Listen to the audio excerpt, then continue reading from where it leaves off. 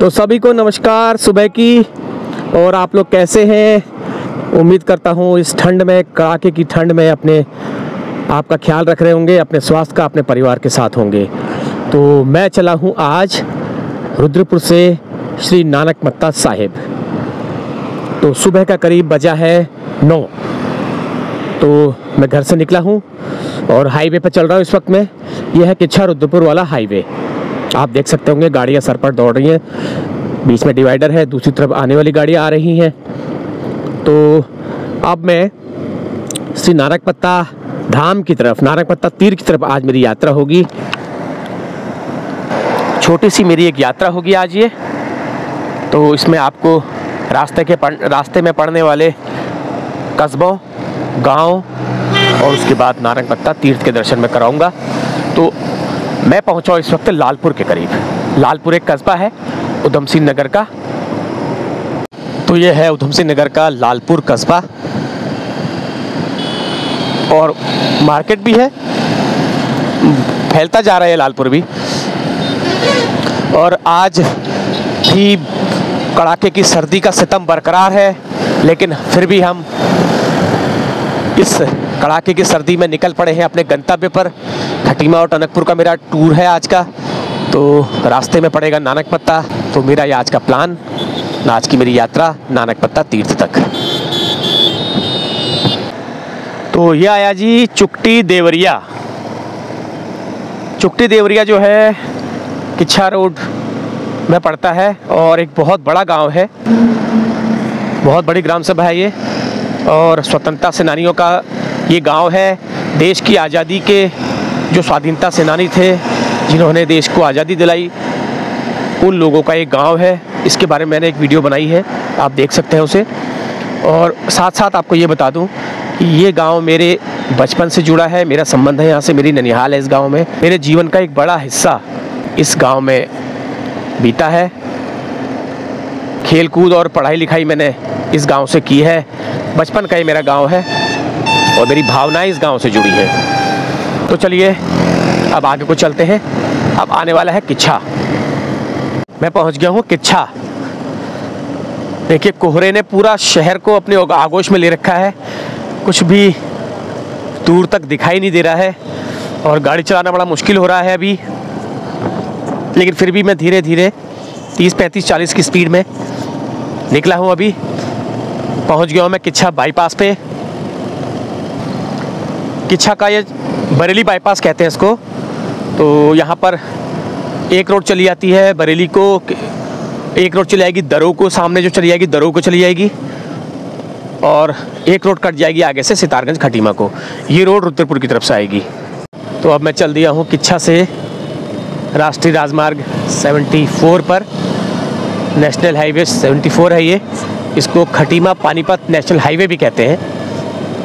आगे से डाइवर्जन होगा, बरेली को चली जाएगी रोड और बाएं को चली जाएगी सितारगंज खटीमा टनकपुर को।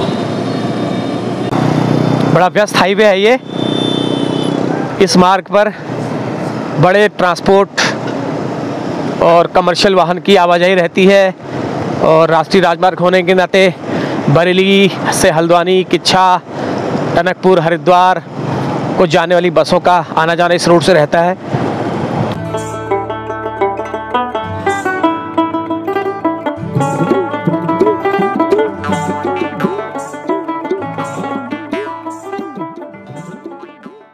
तो ये फ्लाईओवर शुरू हो गया यहाँ से। तो ये नीचे वाला जो रास्ता है, जो कट है, वो जाएगा बरेली को और मैं चला हूँ सितारगंज को। ये जो कट है, ये नीचे जो रास्ता है वो बरेली को चली जाएगी ये रोड। और मैं चल दिया हूँ इस पुल पे, इस फ्लाईओवर पे। तो काफ़ी सुविधा हो गई है वैसे इस फ्लाईओवर के बनने से। नहीं तो यहाँ पर बहुत जाम लगता था। पुल भट्टा है ये, पुल भट्टा। यहाँ पर बहुत ज़्यादा जाम से परेशानी होती थी।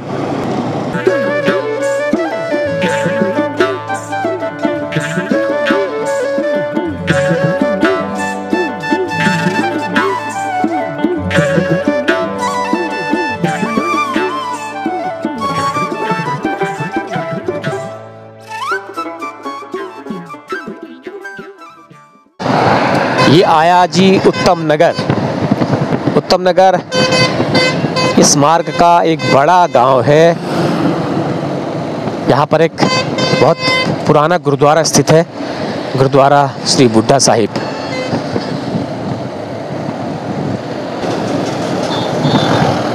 ये है वो गुरुद्वारा। ये भवन नया बना हुआ है लेकिन गुरुद्वारा ये पुराना है, गुरुद्वारा श्री बुड्ढा साहिब जी। ये वैसे आता बरेली में है, आता ये बरेली में है, लेकिन ये हाईवे है तो इस हाईवे पे ही है ये, लेकिन ये आता बरेली में है, ये आपको बता दूं मैं, जिला बरेली। ठंड हो रही है, हाथ में थोड़ा सा दिक्कत हो रही है मोबाइल पकड़ने में, इसलिए मैं मोबाइल को रखता हूँ जेब में। आगे एक बड़ा आएगा कस्बा, तो वहाँ पर आपको मैं दिखाऊंगा। देखिए घने कोहरे की वजह से दूर से आने वाली गाड़ियाँ भी नज़र नहीं आ रही हैं, लेकिन मैं धीरे धीरे चल रहा हूँ, रोड के किनारे किनारे में चल रहा हूँ। ये देखिए गेहूँ के खेत, गेहूँ धीरे धीरे बढ़ रहा है, लेकिन इस बार तो बारिश ही नहीं हुई है, बारिश ने बड़ी याद कर दी है। और बारिश न होने की वजह से बड़ा परेशान है यहाँ का उधम सिंह नगर का किसान, पहाड़ों का किसान। ये देखिए वाहन चालकों को लाइट जला के चलना पड़ रहा है।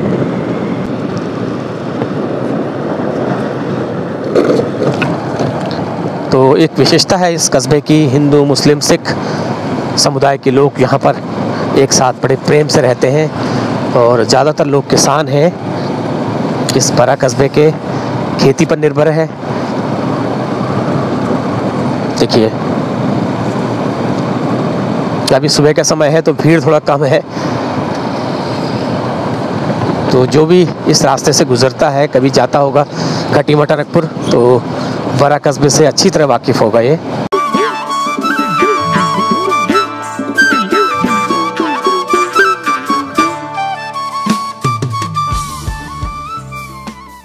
सितारगंज बस यहाँ से 4 या 5 किलोमीटर दूर रह गया है, लेकिन मैं निकलूँगा बाईपास से, सितारगंज शहर से नहीं निकलूँगा मैं। पेट्रोल भी भरवाना था मुझे, लेकिन फ़िलहाल अभी मुझे लगता है पर्याप्त हो जाएगा। पेट्रोल अब नानक पत्ता के बाद ही भरवाया जाएगा, अभी है इसमें फ़िलहाल, कल ही डलवाया है। ठंड के मारे बिल्कुल होंठ कपकपा रहे हैं, कमेंट्री नहीं निकल पा रही है मुँह से।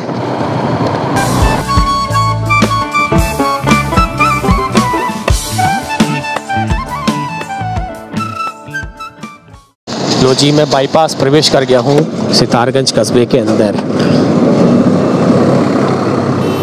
अगर धूप आज खिली होती तो इस यात्रा का मज़ा दुगना तिगुना हो जाता, लेकिन धूप न होने की वजह से, कोहरा होने की वजह से कुछ भी नहीं दिखाई दे रहा है। लेकिन यात्रा पूरी करनी है। तो ये आ गया सितारगंज का चौराहा, तो मुझे दाएं को मुड़ना है, तो मैं दाएं तरफ जाऊंगा। तो मुझे जाना है इस तरफ और ये चला जाएगा सितारगंज शहर की ओर को। तो शहर में मुझे नहीं जाना है, मुझे जाना है बाईपास। ये देखिए यहाँ को जाना है मुझे, तो ये निकल जाएगा बाईपास को, क्योंकि बाईपास बना है तो अंदर से जाने का कोई फ़ायदा नहीं है, खाली वक्त बर्बाद करना हुआ अपना।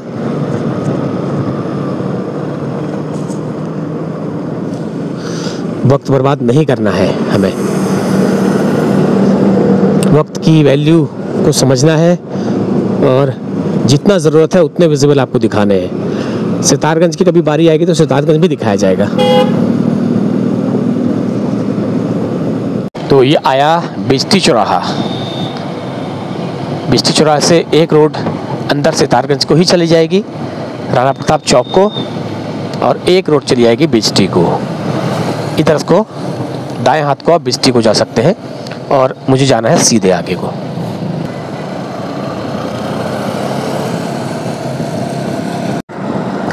तो सितारगंज से मैं बाहर निकल आया हूँ, यह है बाईपास।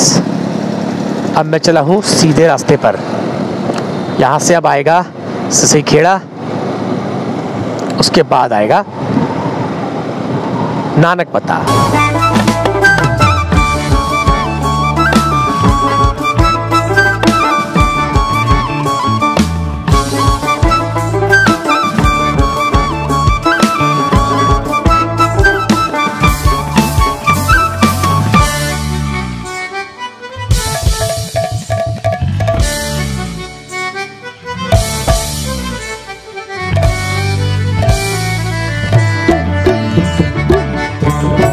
बिल्कुल ठेठ देहाती कल्चर वाला इलाका है ये।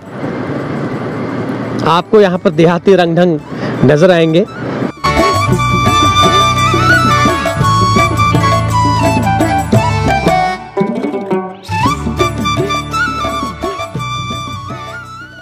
कोहरा अगर ना होता तो ये आज का सफ़र कुछ और ही होता, लेकिन अफसोस है कि कोहरा लगा हुआ है। ये आगे जी से सही खेड़ा, छोटा सा कस्बा है, छोटा सा गांव है, लेकिन बाज़ार है, सब कुछ मिल जाएगा यहाँ पे आपको। आसपास के गांव का एक मार्केट है ये, छोटा सा से सही खेड़ा। चलिए चलते हैं अब आगे को।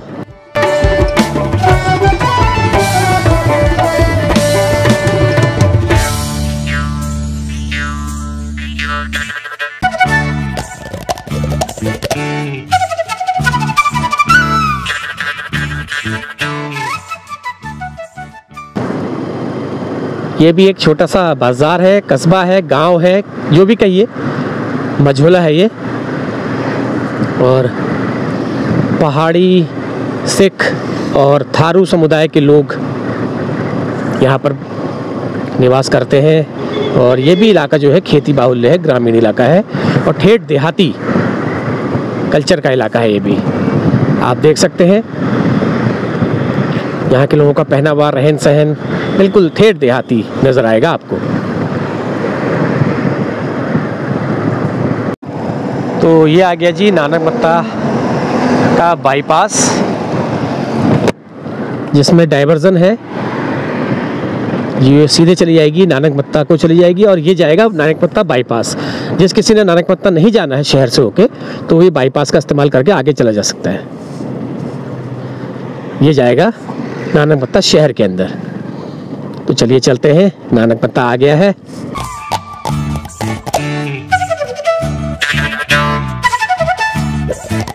ये है नानकमत्ता। अभी गुरुद्वारा आने वाला है। मैं बाईपास, मैं ये बाजार को नहीं जाऊंगा, मैं अंदर को चले जाऊंगा। गुरुद्वारा जो है वो अंदर की तरफ है।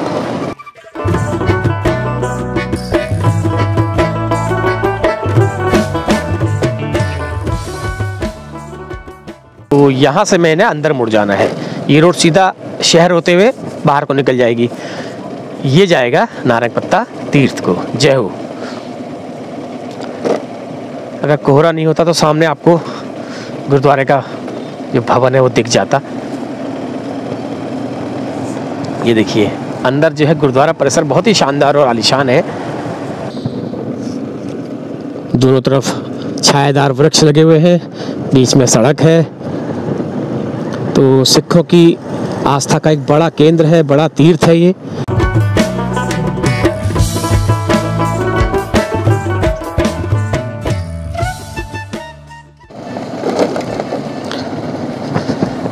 देखिए सामने नज़र आने लग गया है नानकमत्ता का गुरुद्वारा, लेकिन थोड़ा सा धुंध ने, लेकिन फिर भी मैं कोशिश तो करूँगा आपको दिखाने की। तो आज भीड़ भाड़ भी कम है। ये देखिए नानकमत्ता तीर्थ आपको नज़र आ गया है। जय हो। बहुत बड़ा सौभाग्य है इस ऐसे तीर्थ में आना, बहुत बड़ा सौभाग्य है। चलिए मैं गाड़ी लगाता हूँ पार्किंग में।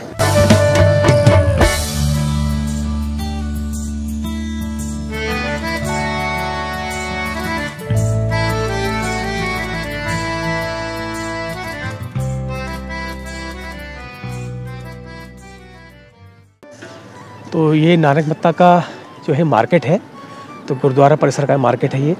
तो वहाँ से लेकर के वहाँ तक लंबी कतार है मार्केट बाजार दुकानों की। तो यहाँ पर गुरुद्वारे से संबंधित सामान यहाँ पर मिलता है, गिफ्ट वगैरह आइटम मिलते हैं, और भी चीज़ें जो धार्मिक प्रतीक चिन्ह होते हैं सिखों के, वो सारे आपको यहाँ पर मिलेंगे। और यहाँ पर आपको भीड़ नज़र नहीं आ रही होगी, लेकिन यहाँ पर हमेशा सैलाब रहता है, बाहर से भी आता है। और ऐसा नहीं है कि सिख धर्म का ही है, तो यहाँ पे मोहम्मदस भी आते हैं, यहाँ पे हिंदू भी आते हैं, यहाँ पर क्रिश्चियंस भी आते हैं, सब आते हैं, क्योंकि तीर्थ है ये। तो श्री गुरु नानक साहिब जो सिखों के पहले गुरु थे, उनसे संबंधित है। वो यहाँ पर काफ़ी समय उन्होंने बिताया था। तो चलिए अंदर को चलते हैं, कोशिश करते हैं अंदर। वैसे रिकॉर्डिंग की परमिशन नहीं है शायद अंदर, लेकिन फिर भी मैं कोशिश करूँगा। चलिए, ऐसा है, अगर रिकॉर्डिंग की परमिशन अगर नहीं भी मिलेगी तो मैं आपको दूर से ही दर्शन करा देता हूँ। अगर रिकॉर्डिंग की परमिशन हुई तो देख लेंगे जैसा भी होगा। वैसे मेरे ख्याल से नहीं है, क्योंकि मैं पिछले साल आया था यहाँ पर, तो यहाँ पर परमिशन रिकॉर्डिंग की नहीं थी।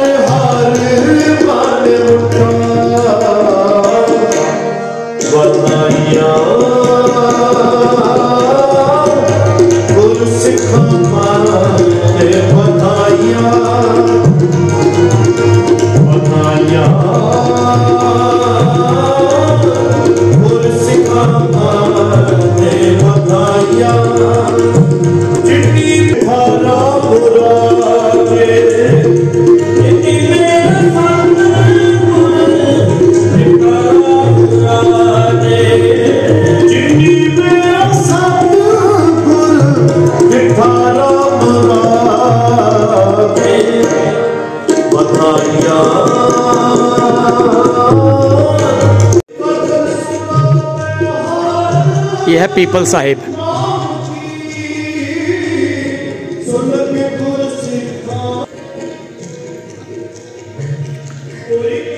पीपल साहिब है ये। यहाँ पर इस वृक्ष के नीचे गुरु नानक देव जी ने तप किया था। तो इस पेड़ को कुछ यहाँ पर सिद्ध जोगी लोग थे, उन्होंने अपने तंत्र मंत्र शक्ति से जलाने का प्रयास किया था। जल भी गया था, लेकिन गुरु नानक जी के प्रताप से ये पेड़ फिर से हरा भरा हो गया।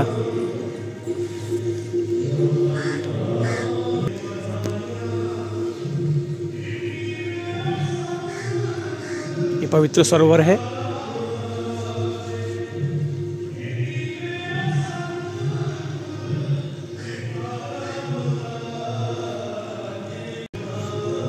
ये पीपल साहिब है।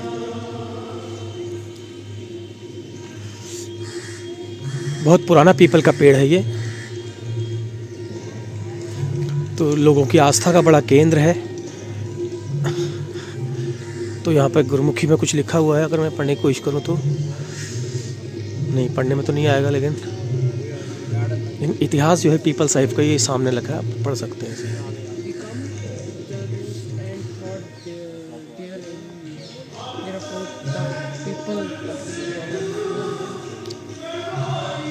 इतिहास है पीपल साहिब का,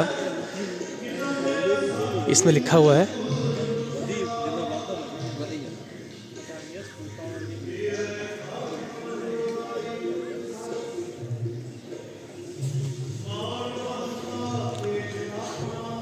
झाड़ू और नमक चढ़ाना गुरुमत सिद्धांत के अनुरूप नहीं है।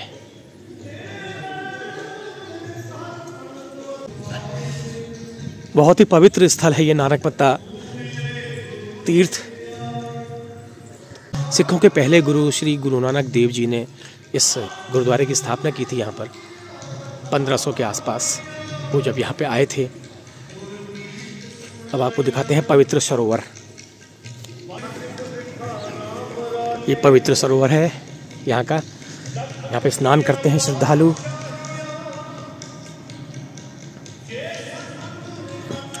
कोई देखेगा तो टोक देगा वैसे, लेकिन मैं फोटो खींचना मना है, लेकिन फिर भी मैं आज मर्यादा के खिलाफ हूँ। लेकिन कोई दिक्कत नहीं है, मैं कोई गलत काम नहीं कर रहा हूँ, लोगों तक इस तीर्थ का प्रसाद पहुँचाने की मेरी कोशिश है, तो इसमें कोई गलत नहीं है। गलत तो होता जब मैं सेल्फी ले रहा होता, मैं फ़ोटो खींच रहा होता, तो गलत होता।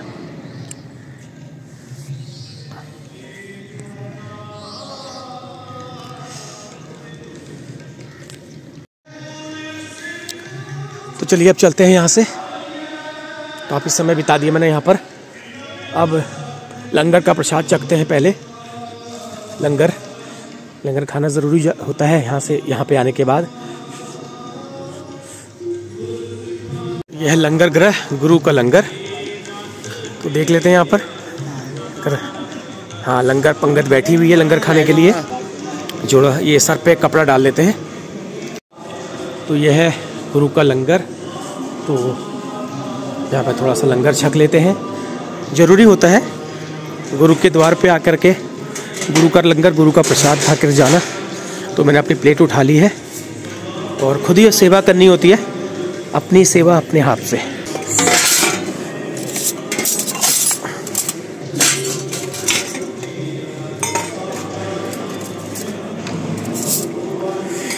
अपने बर्तन उठा लो, खुद ही धो करके रख के यहाँ पर जाने होते हैं बर्तन।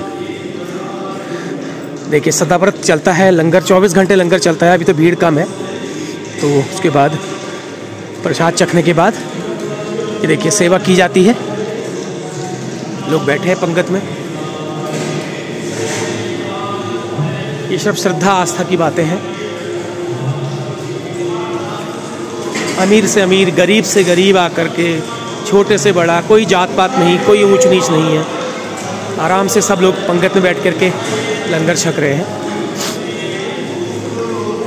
हम भी छकेंगे, तो हम भी यहाँ पे बैठ जाते हैं लंगर छकने के लिए। ये देखिए बाबा जी रोटी दे रहे हैं।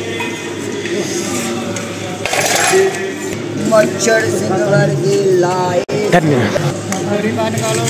ये लंगर है गुरु का प्रसाद। ठीक है, तो हम खाना शुरू करते हैं। खुद यहाँ पर बर्तन धो करके मैंने रख दिए हैं। अब मैं इसको दूसरी जगह पर रख दूंगा और उसके बाद हम पीते हैं चाय। तो यहाँ पर बर्तन धोने का है ये। तो जूठे बर्तन यहाँ पर जो श्रद्धालु जो खाना खाते हैं वो खुद ही धोते हैं अपने बर्तनों को। ये यहाँ की परंपरा है। उसके बाद ये दोबारा यहाँ पे धो लेंगे। धोए रख दो जी, रख दो, थैंक यू। तो इसको दोबारा फिर सर्फ से, विम से धोया जाएगा। तो इसी परंपरा को सब लोग निभाते हैं। अपने खाए के बर्तन खुद ही धोते हैं, उसके बाद अपनी सेवा खुद ही। तो यही यहाँ की परंपरा है। अब हम पीतेंगे चाय। ठंडा बहुत हो रहा है, ये देखिए।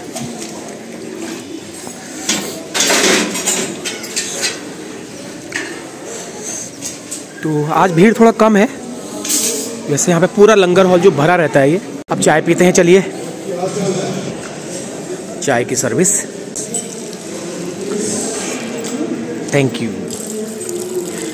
चाय यहाँ पर ऐसे चौड़े बर्तन में मिलती है। तो चाय पी रहे हैं बैठ के यहाँ पर। तो एक अनोखी परंपरा है हमारे धार्मिक स्थलों की, खासकर गुरुद्वारों की जो परंपरा है वो सबसे अनूठी है। यहाँ पर कोई रोक टोक नहीं है, ऊंच नीच, जात पात, अमीर गरीब का यहाँ पर कोई भेद नहीं है।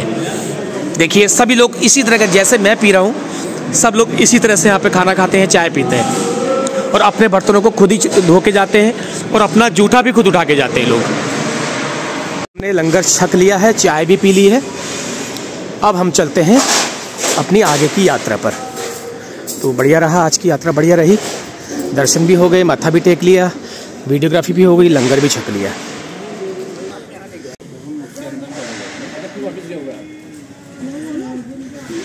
तो चलिए जी चलते हैं, फिर हम आगे का सफ़र रखेंगे जारी। बहुत सुंदर परिसर है गुरुद्वारे का।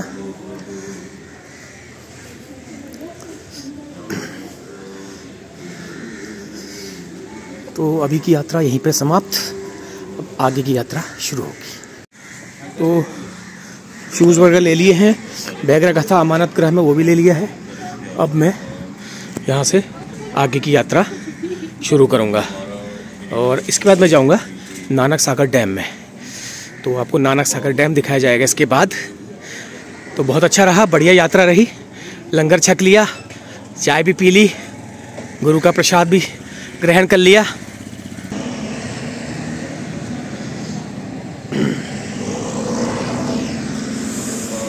तो गुरु को नमस्कार प्रणाम करते हुए यहाँ से अब मुझे चलना चाहिए, देर हो गई है, फिर आगे टाउन में भी पहुँचना है अपने। और भाई क्या हाल है, क्या इरादा है, कहाँ से आना हो रहा है?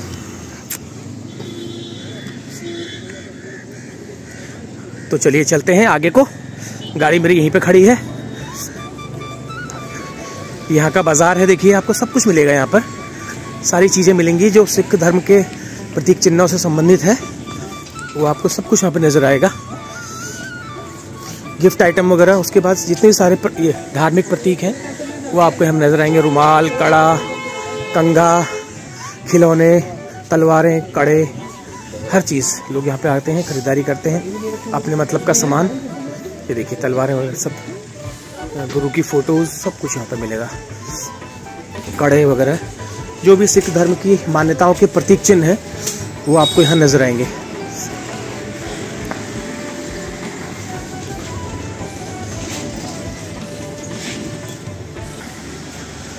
ये देखिए हर चीज़। तो चलिए अब चलते हैं यहाँ से, बहुत हो गया समय, टाइम काफ़ी ज़्यादा हो चुका है। काफ़ी बड़ा परिसर है ये नानक मत्ता का, बहुत बड़ा परिसर है। तो यहाँ पर जो कार्तिक पूर्णिमा के वक्त जो मेला लगता है वो अपने आप में देखने लायक होता है। उस वक्त तो यहाँ पर पैर रखने की भी जगह नहीं होती है। जब वो मेला इस वक्त परवान चढ़ता है, कार्तिक पूर्णिमा, गंगा स्नान जिस दिन होता है हमारा हिंदुओं का, उस दिन यहाँ पर कार्तिक पूर्णिमा के दिन गुरु नानक जी का जन्म हुआ था, तो उस दिन यहाँ पर बहुत ज़बरदस्त मेला लगता है। तो उस वक्त का नज़ारा ही कुछ और होता है। तब ये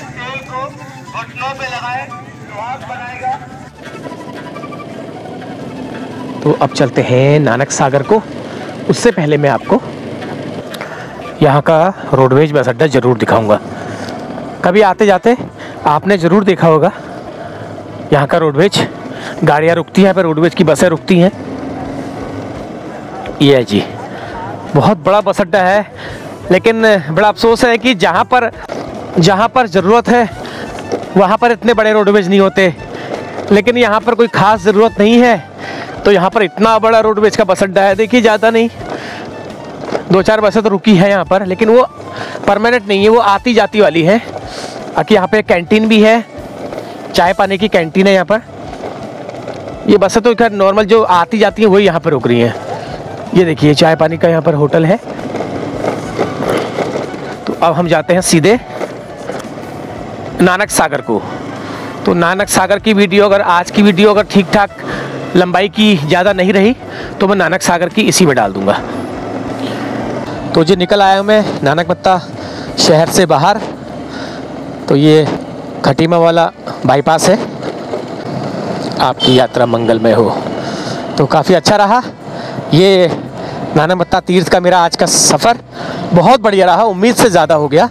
मैं तो सोच रहा था पता नहीं अंदर जाऊंगा नहीं जाऊंगा, बाहर से दिखाऊंगा, लेकिन सब कुछ बढ़िया रहा। तो अब हम चलते हैं नानक सागर की तरफ। कोशिश करूंगा आपको नानक सागर दिखाया जाए। नानक सागर बहुत बड़ा डैम है।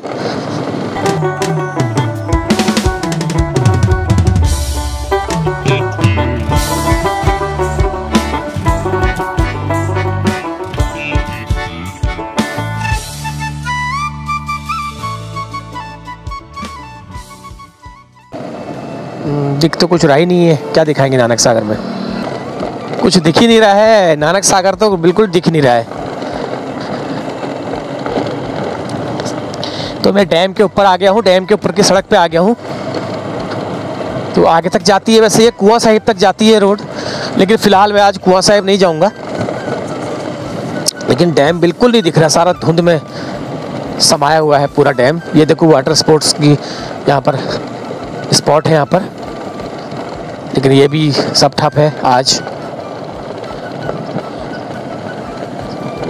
तो तो ये वाटर स्पोर्ट्स जो एक्टिविटीज़ का जो स्पॉट है यहाँ से आप बोटिंग वगैरह कर सकते हैं। लेकिन अभी कुछ भी दिखाई नहीं दे रहा। देखो पूरी जो झील है वो कोहरे के आगोश में समाई हुई है, नज़र कुछ भी नहीं आ रहा है। आपको झील का झौ भी नज़र नहीं आ रहा होगा। ये देखिए, लेकिन दूर से कुछ 2 नाव आती दिखाई दे रही है। 2 नाव चल तो रही हैं इसमें, अभी वो इधर ही को आ रही हैं। दिखाते हैं, चलो वेट करते हैं उस नाव का। आज के दिन को इसको तो बदकिस्मती ही कहेंगे कि कोहरा इतना छाया है कि झील ही नहीं नजर आ रही है।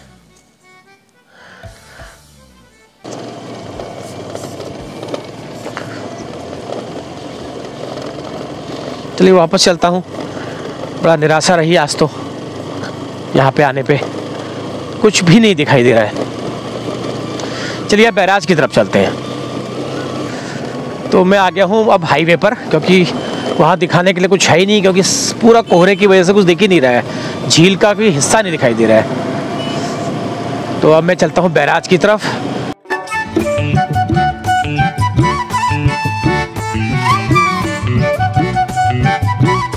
तो ये है जी नानक सागर बैराज, सिंचाई विभाग द्वारा बनाया हुआ है।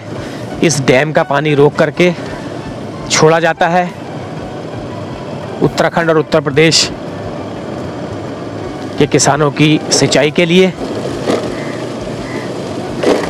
ये देखिए, यहाँ पर भी टूरिस्ट एक्टिविटी होती है। आदमी यहाँ पर रुकता है, टूरिस्ट रुकता है, फ़ोटो खिंचाता है, यहाँ पे चाय नाश्ता करता है, फास्ट फूड खाता है, कोल्ड ड्रिंक पीता है, आइसक्रीम खाता है। ये देखिए। तो चलिए दोस्तों, इस यात्रा को मैं करता हूँ अब यहीं पर बाइंड अप। आगे कुछ नहीं है दिखाने के लिए, कोहरा बहुत हो गया है, ठंड बहुत है, और ये वीडियो भी काफ़ी लंबी होती नज़र आ रही है मुझे। तो आपको ये वीडियो कैसी लगी ज़रूर कमेंट करके बताइएगा। और इस उधम सिंह नगर से कौन कौन है, नानकपत्ता, सितारगंज, खटीमा, सिसैया, बरा और सिसई खेड़ा, नानकपत्ता से कौन कौन है आप ज़रूर बताइएगा। और मैं आपके कमेंट का इंतज़ार करूंगा, आपके सुझाव का इंतज़ार करूंगा। वीडियो पसंद आए तो वीडियो को लाइक भी करिएगा, शेयर भी करिएगा। तो चलिए चलते हैं, अगली अपनी किसी अन्य यात्रा की वीडियो पर आपसे मुलाकात होगी। नमस्कार।